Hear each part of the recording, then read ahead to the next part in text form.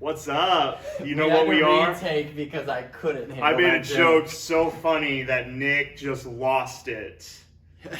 I was like, we're doing that immediately. Set it up. Set up the joke again. I said, we're back. And I said, no, we're Habakkuk. It's really hard. It's really hard to deal with that one. No, it's such a great joke because it works on multiple levels because we're here talking about Habakkuk. No, I can't deal with it. It's just can't handle We're here it. talking about Habakkuk. Nick is a fun Speaking of killer. woes, no. We're here talking about the 5 woes, and the remedy to those woes is humor. And you need to have a sense of it. Guys, welcome back. We do appreciate the break we had last week, but we're here to continue our conversation on how to make progress in our relationship with Jesus Christ, the study of his words and through humor. And we've been talking over the last few weeks through the book of Habakkuk, a minor prophet in the Old Testament. Just as a quick recap, Habakkuk was a minor prophet who just had a lot of issues, a lot of doubt as to why there was so much injustice in the world. He went to God, and God came back to him and said, don't worry, I'm going to come take care of the injustice in Israel. And I'm going to do that by sending the Babylonians to come in and basically conquer and decimate Israel, God's people. And this left Habakkuk wondering, now wait a second, that seems counterproductive because the Babylonians are worse than the Israelites. So what are you going to do there? What are you going to do about the Babylonians? And that's kind of where we left off last week. And now God is giving another response. He says, don't worry, Habakkuk. I am going to take care of the Babylonians according to their sins and their injustice. And my people will still be my people, and they will be preserved. Yeah. It may take a while, but it's going to happen. So we see this dialogue going between Habakkuk and God, and we're about to see God's next response. So Habakkuk has spent some time going, okay, I understand we're bad, but they're much worse, so what are you going to do about them? And this is where he's going to talk about, these are what the 5 woes are specifically. So God basically summarizes the sins of Babylon and their crimes into 5 statements of woe, W-O-E. Not whoa, but whoa. So 5 woe statements, and to summarize them, the first one, woe to him who amasses what is not his. How much longer? Loads himself with goods taken in pledge. Babylon was very conceited with their items, the things they stole from other nations. They worshipped their goods. They were thieves. They hoarded treasure and gold.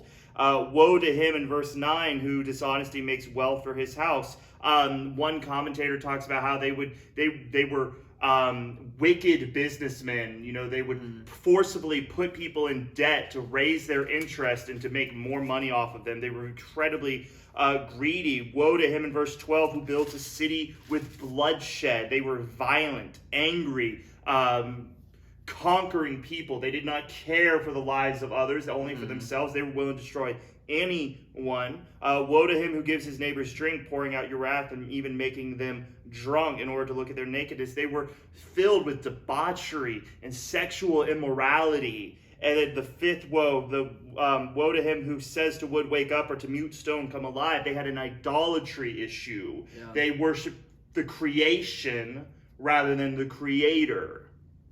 And so God says at the end, but the Lord is in his holy temple. Let the whole earth be silent in his presence. God sees these things. God is going to bring judgment on these things.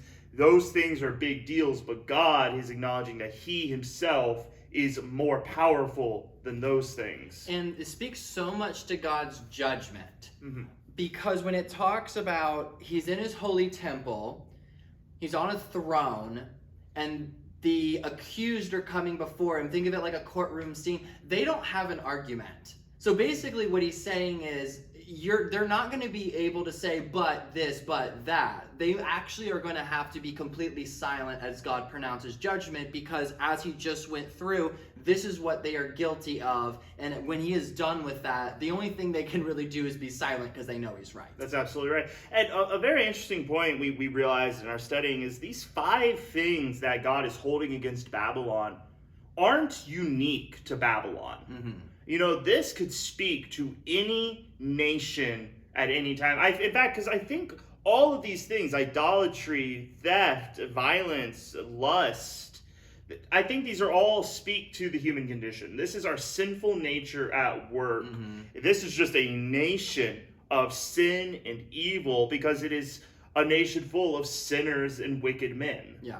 So all the things that are going to happen that have brought Habakkuk such stress and frustration have come about because it's what they deserve. Right. That's the hard part, is to go, do we really deserve this? And God goes, yes, you do. Actually, Speaking to the Israelites, speaking about the Israelites, yeah, speaking about the Israelites, he's like, yeah, because one of Habakkuk's first question is, what are you going to do about this? First with his own country. What are you going to do about the rampant sin, the violence? It's being celebrated. People are turning away from you. People are turning to their own debasing of their minds.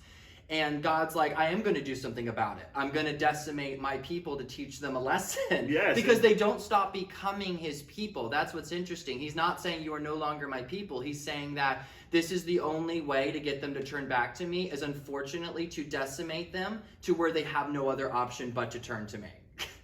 It's like it's such a hard lesson to learn. And so Habakkuk goes through so many different emotions. That's because one of the things is you go, okay, so what's the application here? So we go to God, and God says, okay, it's actually going to get worse.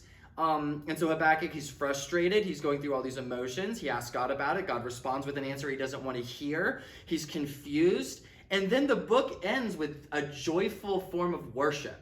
Yeah, so when you get to chapter 3, it's almost weird, right?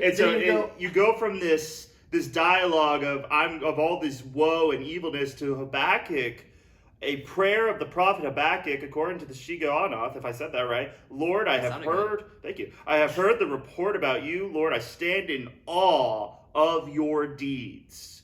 Revive your work in these years. Make it known in these years. In your wrath, remember mercy. And then the rest of chapter 3 is Habakkuk acknowledging God's power and remembering what God has done in other places. It reminds me a lot of my favorite Psalm, Psalm 42, where David is also crying out to God in woe, in distress, in despair. But then in his heart, he says, I am deeply depressed, 42:6. Therefore I remember you from the land of Jordan and the peaks of Hermon, from Mount Mizar. Deep calls to deep in the roar of your waterfalls. All your breakers and your billows have swept over me. Habakkuk, Lord, I remember you in this mountain. I remember you in this place. I remember you.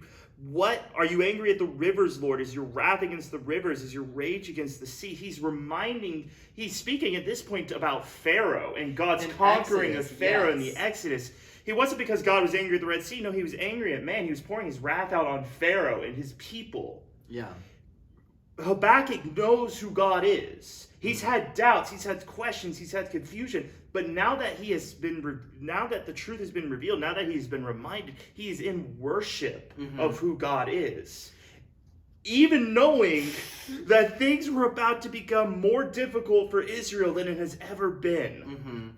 So the Habakkuk that we see at the beginning of the book is not the same that we see at the end. Because I remember we talked about, well, is he in sin for being so abrupt with God and being so abrasive in his asking and all this stuff? And we go, well, we said this at the beginning of this study, which is having questions for God isn't a problem, but you need to end with worship. End with going, God, I trust you because I know who you are. So I know you won't do something that is unjust because you are a God of perfect justice. Absolutely. And even doubts and questions are a very normal part of our relationship with God. And I think there is a beauty in how we can go to him and ask and share our hurts, share our burdens with him. And we got to remind ourselves of this. We are not always going to get the answer we want. Yeah. We may not get an answer at all. We don't deserve to know God's perfect plan for every single thing. He's not going to tell us every single detail about his full plan. I don't think we could comprehend it. Yeah. But we have that relationship with God all the same. And regardless of the answer we get or don't get, or the answer we don't understand, or the one we can't process, or even the ones we do, we're left in the same place of reminding ourselves that through his word, God is still sovereign. He's still in control. And that is reason enough for us to worship, even in the darkest moments of our despair and depression and confusion. He is still on the throne. no matter what answer we get when we inquire or go to God about anything, it's the right answer we get. Exactly. Even Ooh, if the well said. right answer is just to wait. And that's where Habakkuk ends. This is what's fascinating. So if you look in chapter 3, verse 16, I heard and I trembled within, my lips quivered at the sound. Rottenness entered my bones, I trembled where I stood. He's very aware of what's happening. He just got done. Now here's the thing is, he's just got done talking about how the mountains will bow before you. We're talking about the mighty rivers, they don't stand a chance. Like, he's talking about the immense power of God, basically. And he goes, I even tremble at this. I have an awe and respect for you. And so after everything that's happened, my nation being judged, this other nation being judged, all my confusion, he remembers who God is. And he ends with saying, now I must quietly wait for the day of distress to come against the people invading us. I want to go with the very first part of that. Now I must wait quietly. Translated, you could also say this to be, I rest. He finds rest in who God is. In the midst of everything that has happened, he ends with going, God, I know who you are, and I trust you. You are enough. That's really what it comes down to. God, you are enough. Even if everything around, if my nation falls, if this other people invades us, if sin's rampant, all this kind of stuff, God, you are enough for me. And so I will rest in you. I love verses 17 and 18. Mm-hmm. They're very just beautiful to me. Though the fig tree does not bud, and there is no fruit on the vines, though the olive crop fails, and the fields produce no food, though the flocks disappear from the pen, and there are no herds in the stalls, yet I will celebrate in the Lord. I will rejoice in the God of my salvation. The Lord, my Lord, is my strength. Mm-hmm. It's not in how good the crops are. It's not in how prosperous the land is. It's not how the flocks are behaving. Mm-hmm. It's not about the people. It is about Lord being the Lord. Yeah, if you were to translate that into modern day, we're talking about financial stability. We're talking about abundance. We're just talking about like a nation thriving. Though my life isn't going the way I want, it does not matter because my strength is not from me. Exactly. My strength is from the Lord. And so, Francis, we kind of wrap up this awesome book. Mm-hmm. Are you confident of where you are drawing your strength? Is your strength coming from the worldly things around you? Is it a horizontal perception of strength? Or are you looking vertically? Are you seeking your strength from God? Are you seeking your joy from God, your hope from God? Mm-hmm. Because that is the Christian walk. That is the Christian life, is looking to God and relying on Him for everything you need, even when especially when it is most difficult. I'm telling you, man, it's such a fascinating book to read. Like, this minor prophet is going through so many similar things that I think America is going through and might experience. Now, it might not. Right. At the same time, but it's good to know if you are in, because here's the thing is, a lot of Christians in other nations are dealing with this. A lot of Christians in history have dealt with oppressive governments and sin being rampant. In fact, this is not unique. We're starting to see it creeping more and more into North America. If you're following the news, you see in Canada and Alberta, Grace Life Community Church is fenced up completely. Its congregants are meeting in secret in Canada because the police are preventing them from meeting in their church. It is the first act of physical Christian oppression in North America. Yeah. And so you could get, as Habakkuk would, you'd be like, God, what's going on? Like, that's why this book is so prevalent. But what I love is, you don't want to end it on either side. You don't want to be the person who's saying, okay, it's time to freak out. It's time to just lose my mind. Everything's falling apart. If you are there, you don't want to stay there. And you also don't want to be, which I'll be honest, I probably have a natural tendency to be, well, there's no use crying about it. Just be a man. Just toughen up. Here we go.